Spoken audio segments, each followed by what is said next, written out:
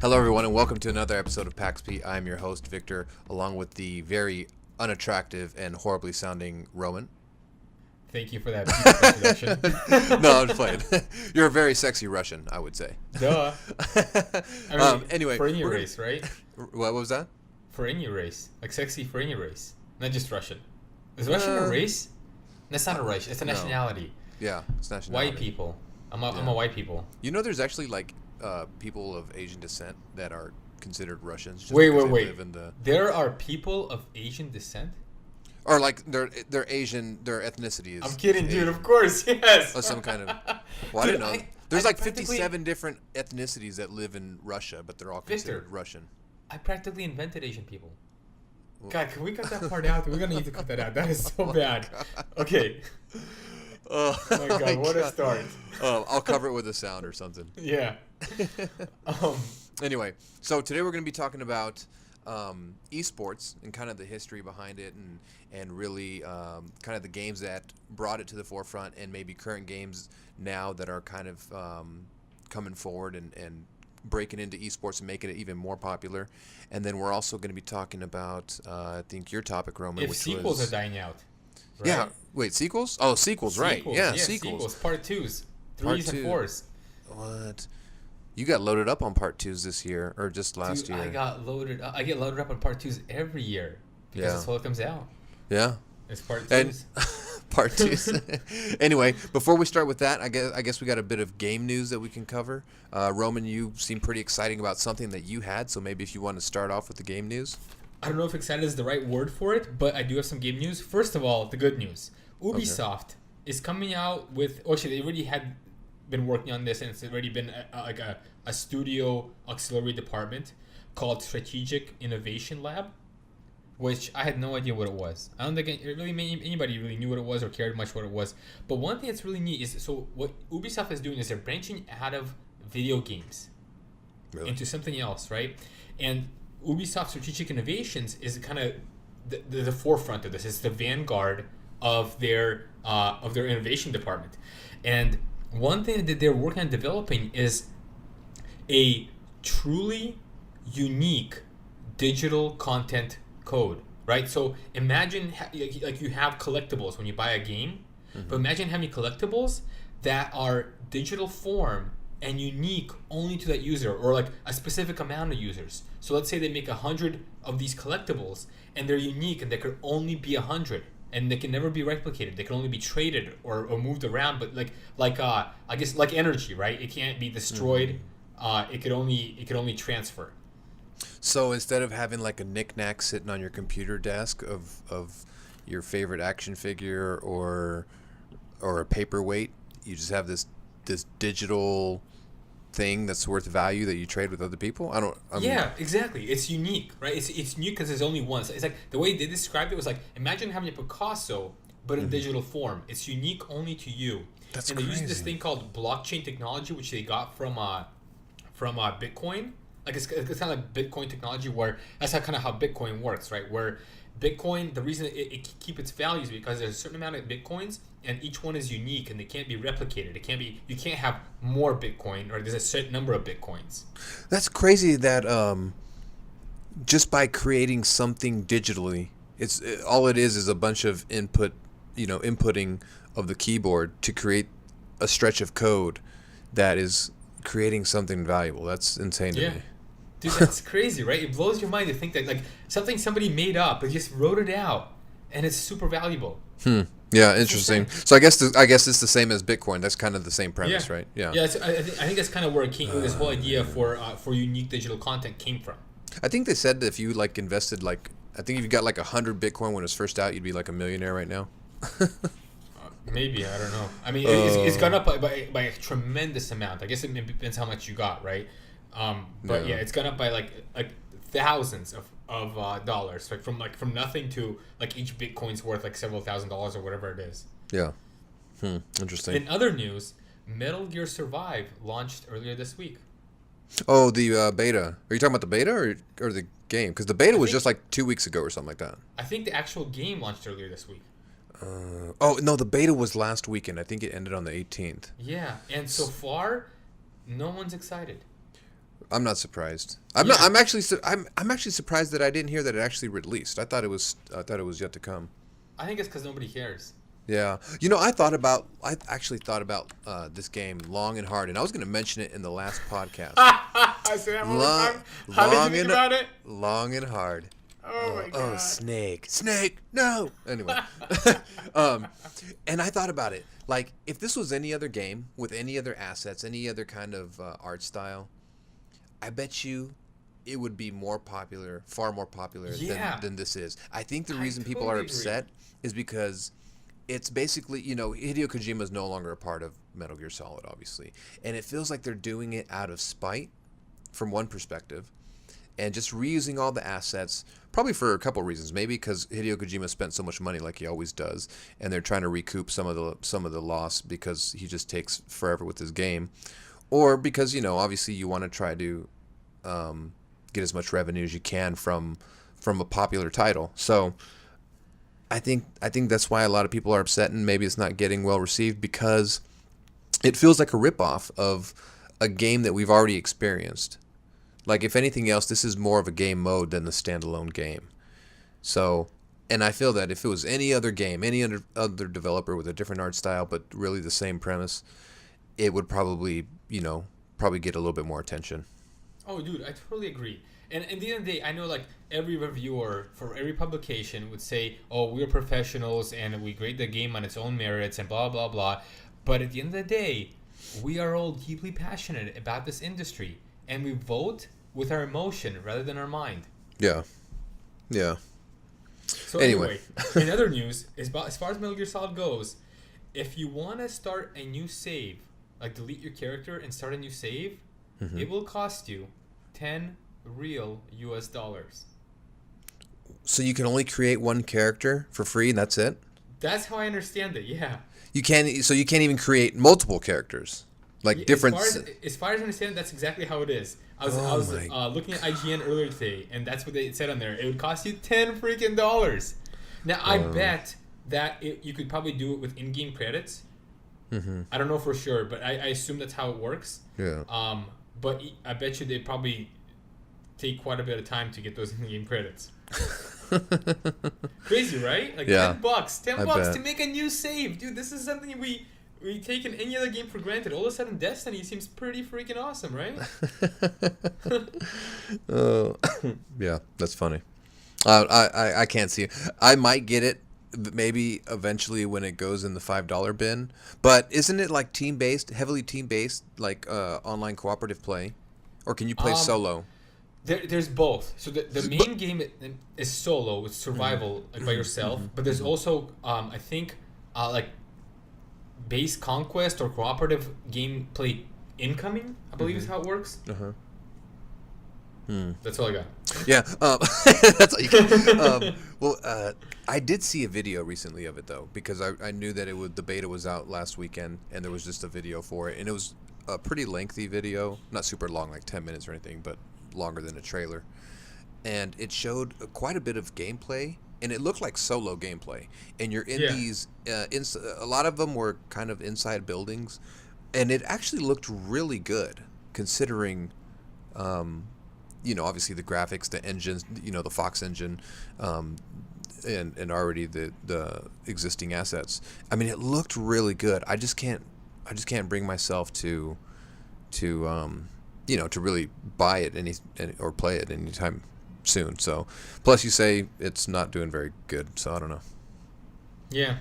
So in other news, it's been proposed by a Republican in Rhode Island to tax M-rated games more heavily than they already are. So M-rated games, any game that's rated mature, would get a 10% increase in price. Yeah, I heard about this. It's so like a game that but it's only in Rhode Island. I think they're proposing it, but still, so like I think their tax is not very high, not higher than ours. I think it's like 7%. So if with the additional tax, a game would cost I think $70, with any game that's M rated or higher, which I don't think there's a higher rating than M, but there is adults only AO. Has there ever been a game with an AO? I think that's like the sex games, maybe. I don't know. I thought Witcher would be AO. You think? Dude, I don't know. Or Grand Theft Auto? I know there is. I know there's a higher rating, but I think it's reserved for like the really naughty games. Yeah, Trump actually just recently said that violent games should there should be some kind of, not necessarily punishment, but maybe a stricter rating or something like that to violent games or something like that. So who knows? And he went on to say that he believes that movies and games are causing violence. They're affecting youth. Yeah.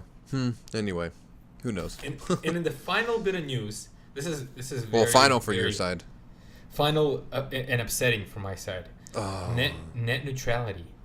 Net neutrality Which officially ends April 23rd. Now, for anyone that doesn't know what net neutrality is, basically, as it stands right now, and it's been decided under the Obama administration, the internet is seen at kind of the same way that your phone service is, right?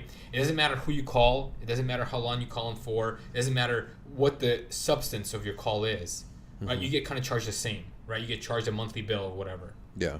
And that's kind of what for the same access. Yeah, and net neutrality is kind of in the same way, where it doesn't matter what you're really looking at. It doesn't matter if you're looking at email. It doesn't matter if you're looking at Netflix. It doesn't matter if you're looking at porn.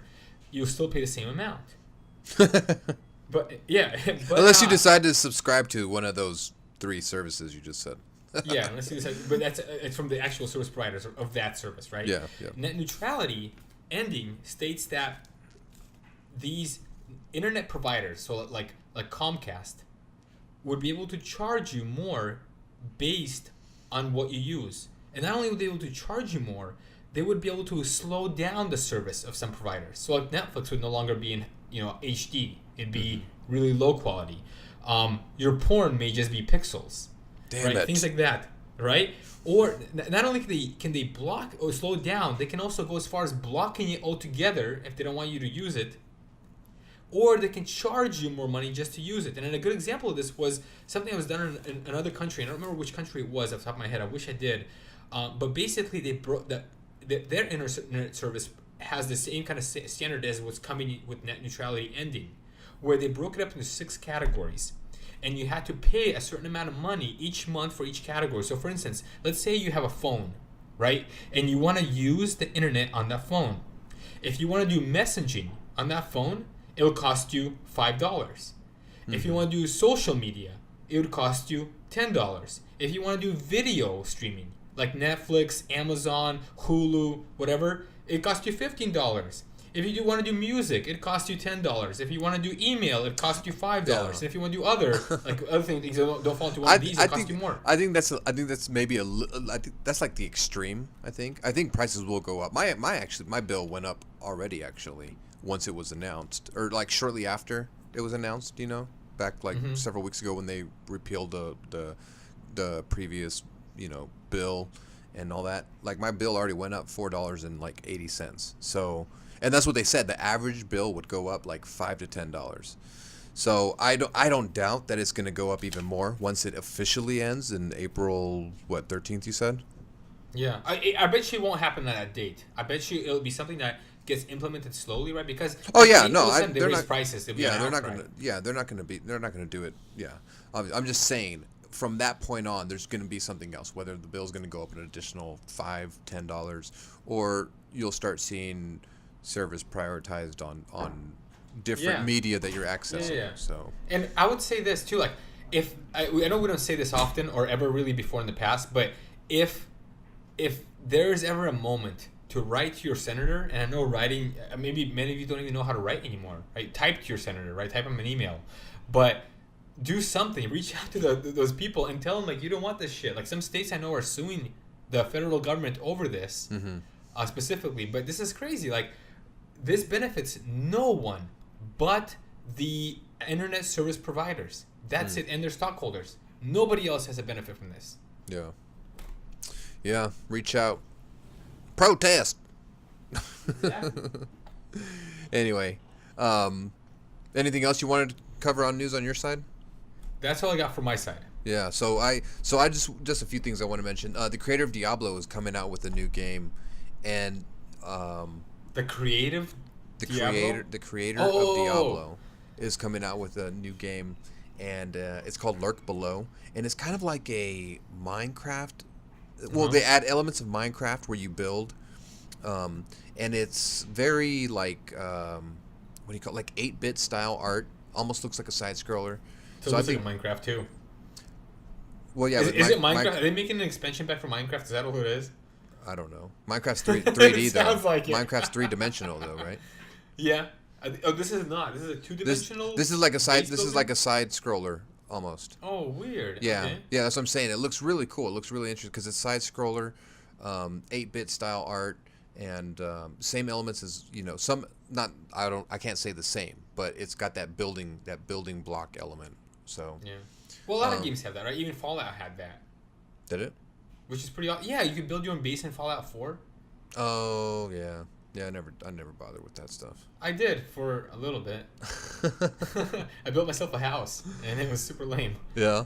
And then the Dice Awards were recent, like yesterday, I think, and Zelda one. Zelda, of course, Zelda Duh. won plenty, and a couple of others was Horizon Zero Dawn, Which is like Zelda but for PlayStation. exactly. Yeah. And then PUBG, of course, won some stuff. I don't really care. Which is like Zelda with guns. Right? If it's everything like Zelda but just different. Yeah, basically, if you want to make a really good game, make Zelda. Just call it something else. Yeah. And then one thing that actually ties back to our last episode when we talked about loot boxes and stuff and how is it gambling. So there's a senator that is hoping that the government can get involved in creating some kind of oversight for predatory loot box practices in video games, because apparently they talk to psychologists and all this, and they say it's very similar. I mean, it is essentially gambling to them from their perspective, that it is gambling and it's targeting minors, and we had the discussion last week about it. So for those of you wondering, you can tune in to last week's episode. But I think it's so funny that we talked about it, and then this week we have a public figure or a politician requesting oversight for something like this, which is kind of odd to me. That's crazy. Yeah. So anyway, that's all that I have for game news. That seems like what you have for game news. I think we can continue on. Hey, so quick bit of news that just happened. Just in. On Twitter, somebody followed us, and their tagline is, this is some gal, and she has like a picture of some like sports team in the background, and her tagline says, "They are really talented, beautiful, and wonderful boys." What does the tagline mean? That's all it says. I don't know. The beautiful, wonderful boys. Anyway. She's talking about herself, or what is she talking about? No, some boys. I don't know. She's not a boy. At least I don't think she's a boy. And she's not boys. I don't know what a tagline is. What's a tagline? That's what I don't get. Oh, like. And anyway, so let's talk about eSports. Oh my God. I don't know how to explain it. Let's just talk about eSports. Okay. So, anyway. How about we go down the history of eSports and how it all began? Oh wow. Because Okay. I bet Go ahead. many. Break Yeah. it out. Okay. So here's the thing. I bet many people, if not almost everybody, thinks that eSports began about 10 years ago, right? Oh, where, yeah. where they started playing Counter-Strike or Halo or whatever. But Yeah. really, eSports began back in October of 1972 Yeah. at Stanford, where they had the first ever Space Wars battle. It was called the Intergalactic Space Work Olympics. Yeah. After that, you fast forward about Developed by some students at MIT. some students, right? After that, really nothing happened for about 8 years. Well, because And then- because they had to all be in. Did you see? I've seen images of them in the room playing, and did you see? It's just like a big room with all these big ass box computers. So it's like that's really the only place you can set something like that up. Victor, I have seen everything you've seen twice. What does that mean? I don't know. Anyway, Do you live in a parallel universe or something? So after that, nothing happened for about 8 years until Atari in 1980 came out with the first large-scale video game competition. It was a Space Invaders Championship, and it ushered in 10,000 people. Right now, by today's standards, it's like nothing, right? 10,000 followers is like, oh, most people with big accounts get that on a slow day. But back then, when video games were just starting out, 10,000 people participating was huge, right? Yeah. And then again, nothing happens for about 10 years until the World Game Championship, hosted by none other than Blockbuster Video. For anyone that doesn't know, Blockbuster Video, it's like Netflix, only you had to walk to get the movies yourself and then walk back home. Or drive. I guess, yeah. Or if you have a car back then. Did they have cars back then? Did they have cars in 1990? Anyway. So then again, and then since then, like since those 90s, there was some championships hosted by Sega. There was something hosted by Nintendo, but nothing really big changed. And it wasn't until 1997, when Asia fell into a financial crisis, that the video game esports market started to really pick up. And as I read this, I was thinking to myself, what can esports and an Asian financial crisis possibly have in common? Like, how did they possibly help each other out? And so what happened was, apparently, all these Korean people who were suffering without jobs, without money, needed something to do. They couldn't buy cigarettes because they didn't have the money to do it. They couldn't buy alcohol. They didn't have the money to it. So they couldn't get drunk and they couldn't get high or anything, right? So the only thing left was to go and play video games. In fact, it became so popular that Koreans' infrastructure of their broadband internet networks in 2000 is largely attributed just to them playing so many freaking video games online. And that's where esports really started to take off. And then competition slowly grew out of that, right? And they moved to other nations. They moved to Japan. They moved to Europe. They moved to US. And then as that happened in 2010, esports began to blow up with huge viewerships, large money pools, and actual entities that govern these start to grow, start to materialize. Things like World Cyber Gaming, Intel Extreme Masters, Major League Gaming formed. Yeah. But none of this really compared to what happened in 2011, when all of a sudden it became legit for gamers. And it's because of one little word. Twitch. In 2011, Twitch launched and it changed everything. Yeah. All of a sudden, esports was mainstream. 2013, Canadians granted the first P1A visa, which is an internationally recognized athletic visa, to one of their esport players. 2014, Turkey Ministry of Youth and Sports issued esport player licenses. In 2015, an esports arena was built in California. And in 2018, there's supposed to be one built in Las Vegas. And now, leading up into the future, in 2020, Japan is becoming heavily involved in ushering esports into the 2020 Summer Olympics. Damn. What? Summer Olympics? Drop the fucking mic, right? What? We're moving up in the world, dog. Yeah, I mean, we're not going to compete, right? Because we're not very good at any game. Shoot, speak for Except yourself. For Battlefield 4. Speak for yourself. Does anybody play Battlefield 4? Does not play Battlefield 4. No, we should. We should have a Battlefield 4 Olympics. Yeah. Yeah, I think esports is taking off right now, especially because of a large part of it is due to just, and it's kind of ironic that you mentioned net neutrality and the internet, because that's a large contributor to why esports is even alive, because of that internet connectivity, right? I mean, that's what you kind of essentially need. Yeah, you can do a LAN party in person, and I think that's traditionally how they do most esport events, right? But I think that's one contributor, and I think it's just it's just becoming easier. The games are becoming better, and the viewership is growing. It's becoming more fun, but I feel like esports has had some ups and some downs, and I think right now we're like in the ups, and eventually it'll crash down again. So I feel like maybe even there can be, and it's hard to say what you can add to esports to make it more engaging and inviting for somebody, right? But I think that's like what's saying, what can you add to the Olympics to make it more engaging and inviting? Well, I guess to the Olympics you just add another esports. Of course. Dude, how much more popularized do you think it would make the Olympics? If that happened, I would watch my very first Olympics. I'm not even kidding. I've never watched the Olympics. Never cared for it. I don't care about people, skating around in circles doing flips or kung fu or whatever the hell that is to do it in ice. Yeah. But yeah, I would definitely watch the Olympics if that happened. Nations competing versus nations. I think that'd be really cool. That's something I don't know if I talked about on here, but at least in my private life where nobody can hear me, I've talked about it plenty. But I think it'd be so great to have nations competing against one another, kind of like say like, or maybe not even nations, maybe like corporations, right? The way like Formula One is set up, where different companies compete against each other. I mean, Formula One started off with nations, right? There's like Germany, Great Britain, Italy, France, whatever, right? But it's become corporate based.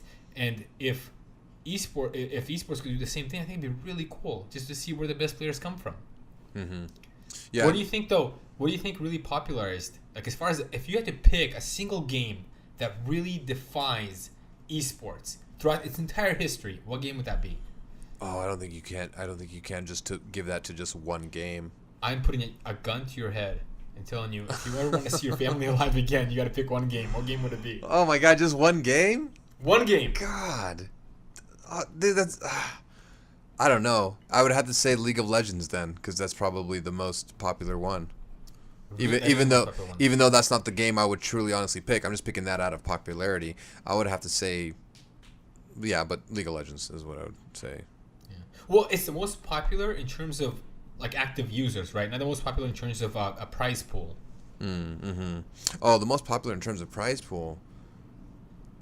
Dota. Oh yeah, Dota.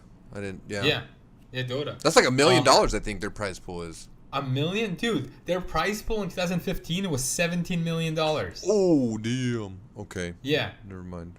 It's freaking crazy, right? But I think where esports really got their champion as far as video games are concerned, like their big breakout game. Overwatch. I think it was Starcraft. Oh, Starcraft Citizen or Starcraft 2 or whatever. Citizen? I don't know what that is even. Is that a game? I don't know. Starcraft. I don't know. Just the first Starcraft. The first Starcraft. It's funny you mentioned Starcraft because I was actually at work today and I ran into my client's son was there and he was a gamer and he was talking about being a Starcraft player because he was talking about his rig and stuff like that and he said he bought a ship for $200 on that game. A ship? Yeah, like a ship or something. Starcraft has ships? Yeah, or something. I don't know. I don't know. I honestly I played Starcraft like maybe once, and it was like a strategy game. It felt just like Age of Empires. Yeah, don't you buy ships and build ships and? I don't remember buying anything. Anyway, I don't know. Don't you command a ship, or what is it that you're commanding? Legions. I don't know. Like like aliens and humans. I don't know. Anyway, so quick rundown: the 3 most popular esports games: League of Legends. Yeah. Dota 2, Counter-Strike Go. In that order. Yeah. Boom, done. You know one esports game I didn't even know that they really had this was Super Smash Bros. Melee. Oh, that's huge, dude. Yeah. I never realized that. Nintendo's breakaway title. Like yeah. Nintendo has actively discouraged esports. Really? Yeah, well, cuz like you got to think even back in the GameCube days, they built it to where if you wanted to play with another person online, they give you a friend code. You gotta punch in the friend code, an actual code to play with them. It was ridiculous. Yeah. I love Super Smash Bros. Though, man. I was so good at it back in the day when it first came out on 64, I think. Yeah. Super Smash Bros. I was too. So was everybody else. I loved that game. Because that game was so easy to pick up and start playing, right? But it was so challenging to master, especially some of the more difficult characters like Samus. Right? It was just like a hard character to master, and you couldn't really wrap your mind around them until you do. But what was your favorite character on Smash Brothers? Oh, it was either Fox or Link. Mine is Pikachu. Really? Dude, when he Pikachu was good. Pikachu, Pikachu was good, dude. Pikachu, I have to admit, Pikachu was good. Shiznit. Yeah, Pikachu was good. Man, I hope they come out with a new Super Smash Brothers on the Switch. That would be really cool. I really or port over one of the last ones. So okay, how about this? Do you know what the top 2 video games for esports are on console? On console, I would have to say Call of Duty. Which one? Huh? Which one? Which Call of Duty? Isn't it always the most current one? No. No? It is not. Oh, I would say Call of Duty Modern Warfare 2. No. which, Go on. which is it a Call of Duty though? It is. Which one? The number one is Call of Duty Black Ops 3. Oh, okay. And then I guess the second one, Dude, I'll give you a clue. The second one Overwatch. is it's a console, man. Isn't Overwatch on console too? Well, it is, but this is a console exclusive. Oh, Halo. So this is how big it is. It's a console exclusive. Mm-hmm. So which one do you think it is? I have no idea. Halo 5. Nice. Yeah, and it's funny because we just talked about how, wow. Oh, Halo that 5's one sales has $1 numbers. million pool, I think. 3 million, 3.4. Oh shit, damn. Because you gotta remember we just talked about last episode where we're like, wow, Halo 5's numbers are not that great compared to like even Uncharted. Mm-hmm. But apparently it's huge in esports, right? It's the second biggest ever console esports title. It's had 36 tournaments. Like each year? No, obviously because In total. Halo isn't 36 years old, but. Well, I was like, why would they have so many tournaments in a year? Grandpa Halo. It started back in the Atari days. It started back when they were at MIT, right? Oh my god. Okay, so if you had to pick an esports game that you're most interested to see, like maybe the one that doesn't even exist now, what game would it be? Man, I don't know. That's a good question. What would you say? You obviously have one picked out already. Battlefield 4. Dude, I would love. I would. That's a good one. But large scale battles. Like imagine like teams of 64 players versus 64 professional players and see how they battle out against each other. Yeah. That would be so intense, wouldn't it? With Yeah. vehicles and everything happening. Oh my god. Damn. Yeah, that's a good one. That is a good one. That would be I would a like to really see. cool one. I would like to see the online of Last of Us. That one is awesome. God, that is so lame. And of course, Last of Us, of all the games in the world. yeah. Dude, why? Okay, you gotta tell me why. You gotta tell, because I don't understand it at all. Dude, it's a good online game. I still play it to But this what day. makes it good? Like, what would make it entertaining to watch online? Oh, dude, it's very competitive, and you have to. I mean, it's hard to explain it because you've never played it. Like, I don't know, you don't get the game, so it's hard to. It's not online, but I played Last of Us. Yeah, but and you still don't get it. So I don't know. It's hard to I explain. get that you walk around a lot. Is it a competitive walking race? Yeah, a little bit. Who are walking? No, so I mean, it's guns like in so front? they have two different modes. They have one mode where obviously you have like 20 lives per team, and you get So like Gears of War. whatever, and then you have the other mode where it's just one kill, one death. So it's 4-on-4. Just like Gears of War. Just like Gears. Yeah. We just copied Gears of War. Didn't Gears of War copy Last of Us? Gears of War came out way before Last of Us. Anyway, and I mean, you have everybody starts out the same. There's no pay to win kind of mode, and you start off with the very little ammo. You have to acquire everything in the map as you're playing with these little. What do you acquire besides ammo? Like guns and rat. like health and Well, stuff? you acquire materials to actually build things like bombs. So you'll acquire nails and a tin can, and you'll fill it, and then you have a bomb. Like a single player version. Yeah, exactly. It's just like Okay. it's just like that. And then you just basically have to kill the opposing team until their lives are done, or until the whole team is dead. So it's very fun. It's not as slow paced as the game. It's a lot more fast paced. And it's very intimate because it's 4-on-4. So it's not like spawn and die. There's a lot of tactic to it. You have to hide. You have to create your materials. You have to use them at the right time. I mean, it's a very good game, online game. Dude, with the exception of create materials, it sounds just like Gears of War. Dude, don't you remember when I got Gears of War, the last one, and you were like, let's play the online, and we were playing the online, and I said, dude, this is exactly the same gaming mechanics as Last of Us online. You're like, oh, really? I was like, yeah, you should play. You're like, oh, yeah, whatever. I must have been so drunk that night because I don't remember that at all. Yeah, we played, But- because, I don't know, we went through that little stint of playing Gears of War online. It was all right. It was fun. Mm-hmm. Yeah, I've always enjoyed Gears of War. I think I don't enjoy it as much as I enjoyed Halo or Battlefield. right? But I feel like if I enjoyed Gears of War from what you told me, I feel like I'd enjoy Last of Us kind of the same way, right? Where I enjoy it for a little bit. Like, it's fun, but I think it's too closed off, right? In terms of what can happen in that universe, right? I think that's what I really enjoy about Battlefield or Halo, is that, like, in Battlefield there's so much variety that anything can happen. In Halo, the physics engine can really let so many different things happen, right? Where, like, you can actually shoot grenades as they're flying towards you. Like that's just crazy. Like, what game does that? Yeah. One thing I like about The Last of Us Online is also because so with the shooters like Halo, like you said, it's really like, fuck, how do I explain this?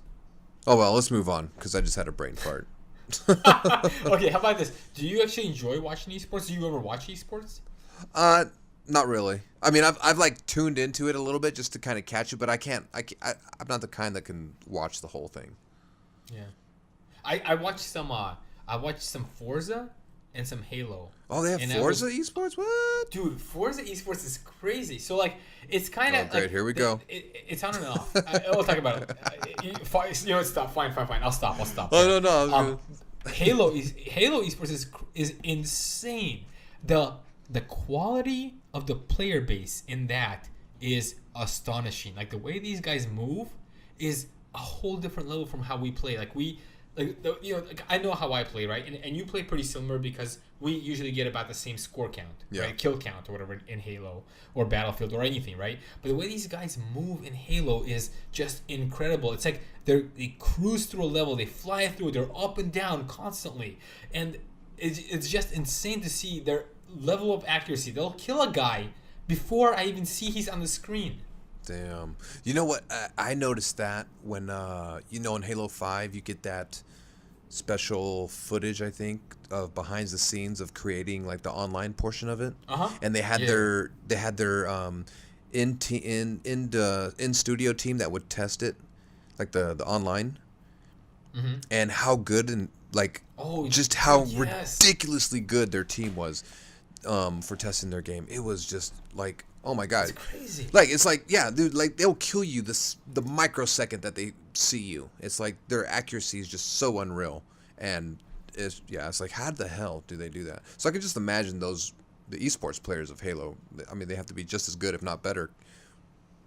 Yeah, I really enjoy watching those guys just because, like I said, the physics I think are really cool, like really good in Halo, and because we've played enough of Halo to where I know how challenging that game is online. To see those guys perform so well is mind-boggling.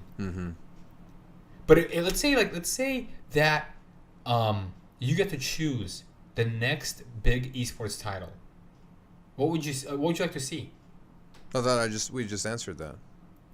What would you like to see? I don't know. Did you? The Last of Us, and you said what did you say? Oh, did we just talk about that? Yeah.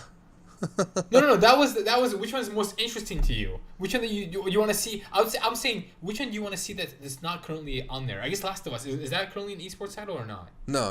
It's not, right? Yeah, no. Oh, okay. So for me, I'd go back. I'd say Forza 7, but luckily Forza 7 is coming out with an esports version or download or whatever, like where you can actually do esports, and they have a payout worth $75,000. So if you want to make some money and you just happen to be really good at driving fake cars, maybe hop on that. So are you gonna hop on that? No, are you kidding me, dude? I use the rewind feature. So anytime I make a mistake, which is often, I hit Y, and Y just rewinds me to like a safe area where I can make that turn really well. Man, so you're really not very good then, huh? No, I'm not. It's hard, dude. It's hard because I turn off. But to be fair, I turn off all the assists. So like anti-lock brakes, traction control, stability, all of that is totally. But shouldn't that stuff be on? Because don't those cars have that stuff in real life? So don't you want to mimic the real life stuff and have whatever's on by default that should be on in a car when? Right. All cars have traction control now. All new cars. I can totally relate to your question, and so. The answer is, if you're buying a car on the marketplace new right now, right, you will have all those features, right, or most of those features at least, probably all of them. The thing is, though, professional drivers, when they race, they want to have complete control over a vehicle. And so all those features are usually turned off. It makes sense. Because they want to have like the true control over a car, right? They don't want to have any system telling you how a car should perform. Yeah. And so I want to replicate that as closely as possible, so I turn everything off. It's like a photographer that when they shoot in RAW format, so they have it completely, so they can post-process it as much as they want and still have the original file at original quality. What's raw What do you mean? What's raw format? Just like, well, you know how like some formats are PNG or JPEG. Well, there's the format RAW, which keeps the image at its like absolute original form, with like that gives you the best result for post processing. That's true. Yeah. Okay, I got you. So it's kind of like, you know, that same concept with racing. They want to remove any additional features that aren't man changeable, I guess, if they're on. But manhandled. That's a better. Oh goodness. So speaking of manhandling, let's talk about Rainbow Six. Yeah, Rainbow Six. What? So Rainbow Six. Dude, I'm surprised that game. I feel like when that game first came out, it didn't do so good. But then it seems like here lately, it just like spiked. Like what? Dude, what was it that made it boost after release? Everything. The answer is everything. It literally is. So Rainbow Six started off with a really weak player base. It got pretty good reviews, but nothing spectacular. It had a multiplayer only. It basically had the formula to be a very subpar game. And here we are, 2018, and it has 27 million players. Damn. 27 million players. And you know what they do? The guys behind Rainbow Six, they say, we are doing so good at this game, we are not going to make a sequel. Right? How crazy is that? Like, you think about it, like, we're not gonna make a sequel. Maybe it's a good idea though. Yeah, I think it's a great idea. So I quickly ran the numbers, and I kind of thought about like, what are some of the advantages and disadvantages of doing it this way? Well, I started thinking, okay, so what they want to do is they want to have Rainbow Six run for 10 years. They basically want to do what Destiny wanted to do but failed because they made a sequel. They want to do their own thing and hopefully succeed. And so what does that mean? So let's say in a 10-year period, a game that was a franchise will maybe come out 3 times. Let's say, to be fair, it'll come out once every 3 years. I think it's pretty fair, right? And let's say the average price of making that game is $50 million, which I think is also pretty fair, right? Sure. So in 10 years, coming out 3 times at $50 million, that means this franchise will cost them $150 million. But what if they wanted to get rid of sequels altogether? What if they just wanted to iterate on this game over and over again with different operatives and characters, different levels, different gear, different weapons, whatever, right? Different skins. How much would it cost them? And I thought maybe each month they'd be spending about $200,000. Or sorry, not $200,000. $200,000. Let's say $200,000 on payroll, on whatever their overhead happens to be. Their total SG&A, right? Sales, something, goods and administrative, or whatever the hell it stands for, right? The basic cost of running a business. And in a year, that means if they're spending $200,000 a month running this game and making iterations, in a year, that means it would cost them about $2.4 million. That means in that same 10-year period where making sequels would cost them $150 million in 10 years, in that same 10 years, doing this model would only cost them $24 million. Huge savings, right? Yeah. But not only that, they get to keep that entire player base. I mean, sure, like some people will fall off, but as the game grows, it gets bigger, people will still have their accounts. They'll still have the game. They'll still be able to keep the majority of the players. So the player base grows with them. Which means that anytime they come out with new DLC or new hats for their characters to wear, there's more people to buy them. Like, it makes sense in every possible way, at least as far as money goes. I would think it's super easy on their end to do it because they already have the game mechanics there. So at that point, all they're really, I mean, yeah, they might add some fighting mechanic features to it, which I'm sure they have, which, you know, I think is just as expensive, if not more expensive, when coding is involved. But all they're doing, because they're creating new operatives and new levels. That's a lot of that's just 3D art, which is very cheap. Free. Yeah, so I think it's a good idea for them. And it's funny you said the whole Destiny thing because I thought that's exactly when I first heard Destiny was coming out with the 10-year plan. This is what I envisioned what Rainbow Six is doing. Yeah. And I think Rainbow Six is doing a much better job because Destiny 2 came out and it's like feels like Destiny 1 essentially.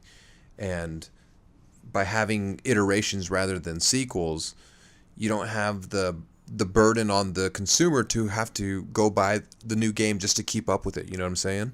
It's just like you can get this free content, but it can be better for you if you also get the operatives, which aren't free. But I actually hear the operatives are pretty expensive, or it takes a long time to get to them, like to grind to them. So I don't. We should play that game. I got it on I've been thinking PC. about this for a while. Do you? Yeah. Can we play it on Xbox?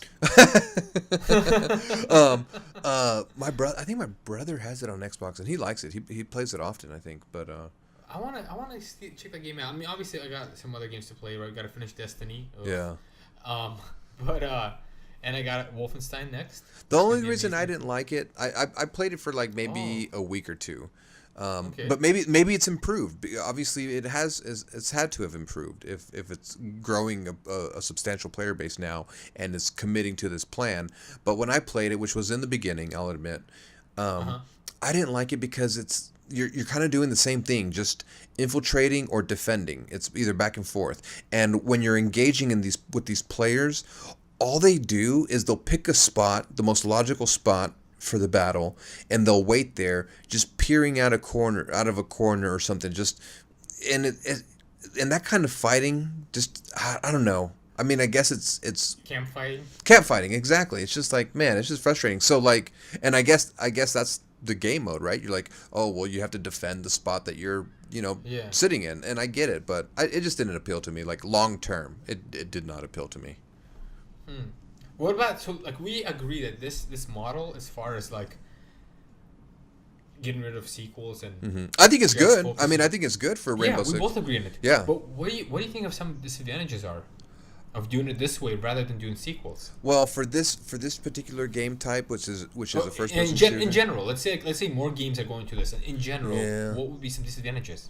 Well, disadvantages would be you don't see like a major jump in a game. Like some games, when you see the sequel, you see like something really new, really new. Like either the environment is different, like vastly different.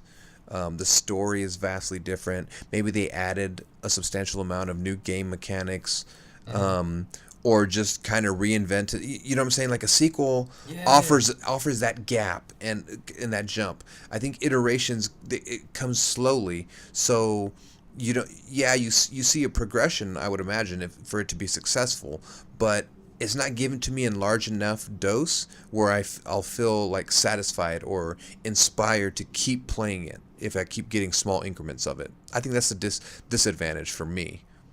It's just getting small increments at a time to where you're just kind of never getting that awe factor. You're just getting like, oh, cool, something new, rather than putting in the disc of a sequel and getting like, wow, this looks really cool compared to the last game. You know what I'm saying? That's a good point. That's actually kind of how I felt about Destiny, where after Destiny 1 came out and I played it, I kind of figured I would never play it again because I was bored of that game, right? I didn't think there was anything very good. And Destiny 2, when it was announced, I didn't really care much for it, but then the hype kept building for the sequel. It kept building and building and building. And even though I didn't really like Destiny 1, I ended up getting Destiny 2 just because of that hype. Yeah, that's funny. I got it too, but I got it because it was on sale, and I was like, I'll fork over the $26 just to see what it's like. How do you think? So let's say I will say though, I do like the Destiny multiplayer. It's pretty fun. Yeah, it's fun. It's fun. What about this? So let's say Rainbow Six is serious about this 10-year mark, right? Mm-hmm. So they've been out for 3 years now. I think they just hit their 3-year mark. They have another 6 years to go. Presumably, in that time frame, a new console will come out, right? Beyond the Xbox Scorpio and PS4 Pro. How do you think they're going to handle that? There has to be a new game then. There has to be a sequel at that point. Unless the next console is an iteration and backwards compatible, which I doubt both of them would be. I doubt the next PlayStation, and the next Xbox would be an iteration and backwards compatible. Because if Xbox actually said that they plan to keep the compatibility going for forever for their next systems. I hope they do. Xbox did say oh man, I would love it if they do. Yeah. I would love it if they do. But what do you think? Like, I mean, even if they were backwards compatible, their graphic style would be outdated, right? Their sound work would be outdated. Their gameplay might even be outdated. I don't think it'd be outdated by much, because we already have, I mean, like the Xbox X and the pitiful PlayStation Pro. I mean, they can reach the 4K levels, respectively, but I don't think there's really a much of a dramatic boost from there. I mean, really the only boost you can get is like a higher, better frame rate and maybe a little bit of a higher poly count, but even with that, you're still limited. Higher textures, right? More textures. Yeah, higher resolution. Like Gears of War does that, yeah. where they have, if you're playing it on the Scorpio versus standard Xbox, you actually see textures that you wouldn't see on the standard Xbox One if you're playing a Scorpio. Mm-hmm. Yeah. Yeah, but so what I think would happen is basically one of four things. One, with the next gen console, what they do is, one, they could just ignore it altogether, right, and just keep working only on the last gen console. Two, they can update the art assets to match the new graphics and release some game content and release that game as a discounted price. Three, they can update the art assets, include all the post-release content, so like a full game of the year edition, whatever, right? Where they have all the content included, and release it at a slightly discount price, or like you said earlier, they would have to make a new sequel and release it at full price. Mm-hmm.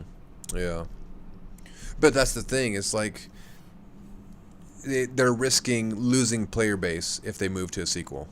Yeah. Every game does that, right? Every game loses, but it also gains the ability to possibly make a larger player base. Yeah. On their hype alone. Yeah, they'd have to really bring something though to a sequel, unlike Destiny 2, which didn't. Yeah. And it took things out. Yeah. So do you think that this model can be applied to a game like Zelda or Last of Us? This 10-year iteration model? A game like Zelda, no. Story-driven game, I think it'd be harder. I mean, like story-driven. You mean like Last of Us or story? Well, right? well, yeah, like Zelda, Uncharted, Horizon Zero Dawn, Far Cry 4. Well, Far Cry 4, I guess that'd be different.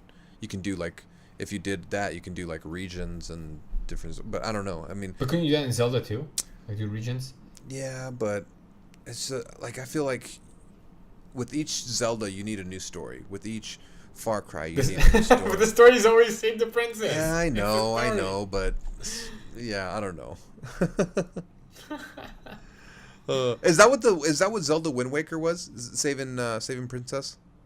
I have no idea. I don't remember. Probably. Yeah, probably. Saving someone. I don't know. You save somebody. saving the princess's mom. Saving Private Ryan. God dang it, Ryan. Or Saving Ryan's Private, if you know what I mean. Okay. Oh anyway. God. What if this? So imagine this. What if, let's say Nintendo came out and they're like, we want to make Zelda, the last one, right? Zelda, a 10-year game. We don't want to make a sequel for 10 years. Mm-hmm. And what they announced is this. What we're gonna do over the 10 years is we're gonna, like, there's a lot of empty space in that map, right? There's a lot of times we just roll around and you just encounter maybe an enemy here and there or whatever, right? We're gonna use this empty space. We're gonna fill it up with new villages, new challenges, and new shrines. And then we're gonna go a step further. We're gonna actually expand the world and add new regions. But that's not all. We're also gonna add a new quest line, like a new main quest. A new story quest. Yeah. Mm-hmm. And this new quest, since you already saved the princess in this Zelda, is gonna focus on something else. But that's not where we're gonna stop. What we're gonna do beyond that is we're gonna let you build your own village, kind of like Minecraft or Fallout 4 or whatever, right? Mm-hmm. And what's gonna be unique here is you're not gonna just build this new village just for the hell of it, right? With this new village, you'll be able to interact online with other players, and a few other players, will be able to build villages in your map, and vice versa. You'll share maps with some people. You'll be able to build up your villages. You'll be able to manage food, water, and safety, right? You'll be able to arm your villagers. And then you'll be able to go to war with other villages to conquer the entire map. That'd be tight. But right? but what's the price point on all this? Because you just described essentially a sequel. Yeah, I mean, it's a sequel in one sense, or it's something that gets iterated over time. Like everything you described, you get at once, or you kind of get it all like slowly? over time. Over time, these things build up. Yeah. Yeah, and so I don't know what the price point is. Like I don't know how they would charge it, but wouldn't that be a pretty cool Zelda game? Like I feel like that'd make me come back to this new Zelda. This last Zelda. Yeah, it'd be fun if you have that like you described. Everybody kind of lives in their own world, right? But it's the same map. So everybody lives in the same map, but in their own world, right? And let's say you have a feature that you could turn on or off to allow just either random people or friends to enter your map, your world, right? And they can either and then they can basically do whatever they want. They can free roam within your world. So that means they can even destroy your world, destroy your camp, steal your resources, whatever, and then take it back to their world. And then maybe there's some kind of point of discovery where then you then have to either engage, like you just said, battle other people's worlds. So maybe like there's some kind of fighting mechanic where they invite you to their map, or you invite them to theirs, but you then battle. So you can either battle to get your resources back, or you battle and if you lose more resources or whatever. But I think something like that would be super cool. Yeah, I think so too. And like for Last of Us, what if they did something like this? Like let's say the next Last of Us comes out, right? But doesn't come out all together. What if they break it up into episodes? Like they have the game built, right? But they break it up into say like 12 episodes. So they have a new episode coming out every month, and they charge say like $5 a month, $5 for each episode, right? Each episode takes about 2 hours to beat. Mm-hmm. Right, but they don't have to stop there, right? Because they have that 12 set. They can start developing new episodes while you're playing through these, and while they have these already like coming out and set to come out.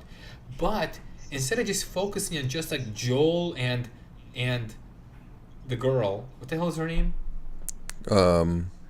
Ellie? Yeah, Ellie. Instead of just focusing on them two, what if they like remember like in The Last of Us they also had man I hate to say it this way because I don't remember their names, but the black guy and his brother or son or whatever, right? Oh yeah. Like they have a cast bigger like that, right? Where you're constantly meeting new people and you're kind of surviving with them, and the story jumps around from different people, kind of like say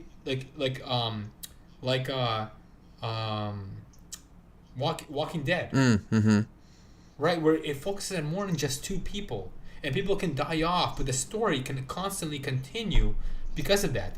And yeah, like eventually it'll get tired, right? Because you could only have a game for so long, but it could last a lot longer than just a single game, and the story can move forward with different people, and the multiplayer can be set up into factions, where you could join up with like the Fireflies or the military or whatever and fight for dominance. Mm-hmm.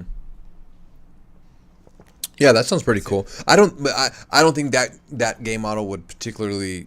I don't think I would like it for The Last of Us 2, only because that kind of game I'd want the whole story at once, so I can play it as I see fit. But so for that I would just critique it a little bit. I would. Last of Us, let's say Last of Us 3 comes out and they're going to do a 5 or 6 or 10 year plan or whatever, or however long they think they should.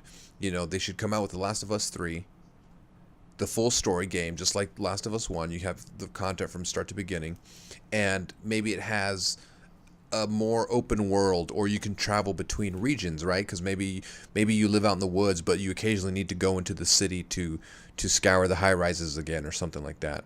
So maybe provide me the main story with a region or two, and then periodically, like you say, give me a region that I can explore, and maybe within that region I come across a new character that will ignite a whole new storyline. Right. Oh, that would be cool. That will then continue from that character. Exactly. You can either continue as that character, or which would probably be the most logical thing, and then explore that region that you just unlocked, and then and then so on and so forth. So then I think that mechanic, that kind of game mode, I think that'd be pretty cool. Yeah. What do you think this means for like in general though, for games as a whole?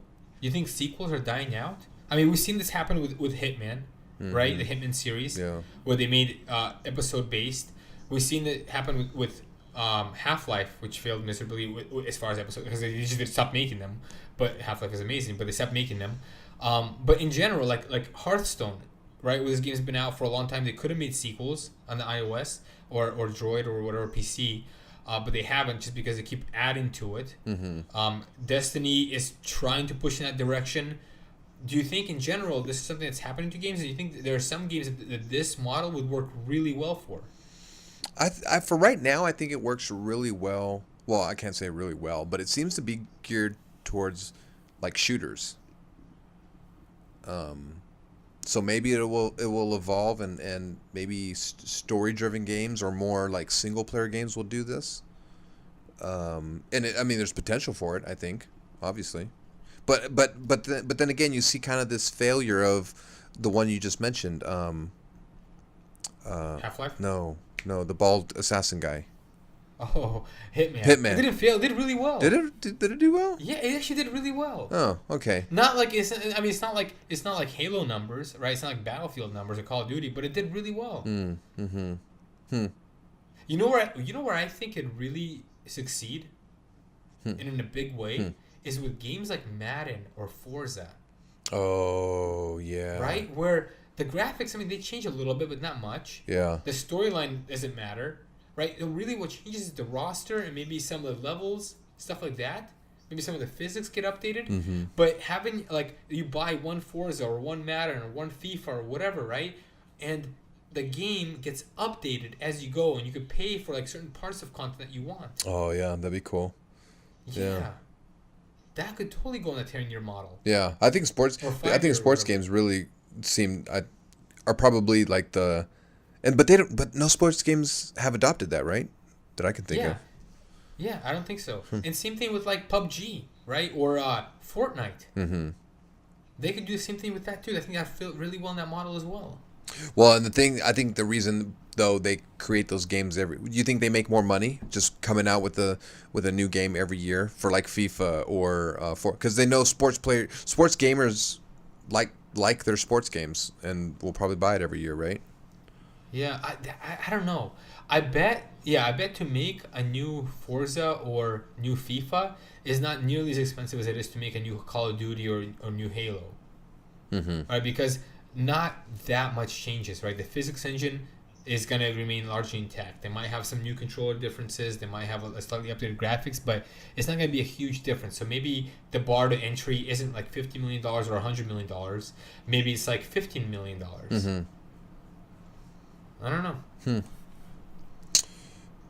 Well, so yeah. I guess we'll anyway, see. With that, I think that pretty much concludes our episode. Eh? Yeah. Canadian A. Hey. Dude, I got some really awesome syrup in my downstairs in my kitchen that I really want to try. Real syrup? Oh, Canadian syrup? The Canadian syrup.